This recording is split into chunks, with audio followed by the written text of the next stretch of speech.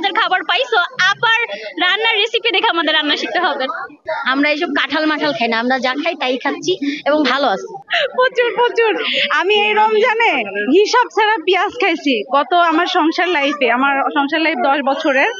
আমি এবার হিসাব ছাড়া পেঁয়াজ খাইছি। তাছাড়া আমি গত সংসার লাইফে যতদিন ধরে আছি দাম বেশি, পরিমাণ মতো কিনছি, বাট এই রমজানে আমি প্রথম যে হিসাব ছাড়া সবকিছু খাইছি। সবজির বাজার বলেন বলেন, তো ভালো কিছু হলে ভালো কিছু বলতে হবে। আপাতত অনেক কিছু শিখেছি। আবার রেসিপি কখনো ট্রাই করা হয়নি। আবার রেসিপি আবার সাঙ্গপাঙ্গরা করতে পারে, তাদের জন্য এখন তো দুঃসময় না, তারা যেন ট্রাই করে, কারণ তারা তো একসময় খাইছে, এখন তো তাদের ইনকাম বন্ধ, তারা ওই রেসিপি গুলো ফলো করা উচিত আমার মনে হয়। এখন তাদের জন্য এটা দরকার। ওকে, সবাইকে শুভ নববর্ষ।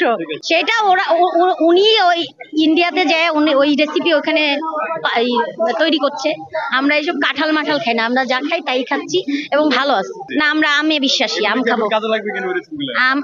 আম খাবো আমরা, রসে পূর্ণ দেশ, আম দিয়ে আমরা বৈশাখ পালন করবো। প্রত্যেকবারের তুলনায় এবার একটু হচ্ছে আলাদা লাগছে, মনে হচ্ছে সিকিউরিটি গার্ড বেশি, সবকিছু মিলে মানে হ্যাঁ নিরাপদ।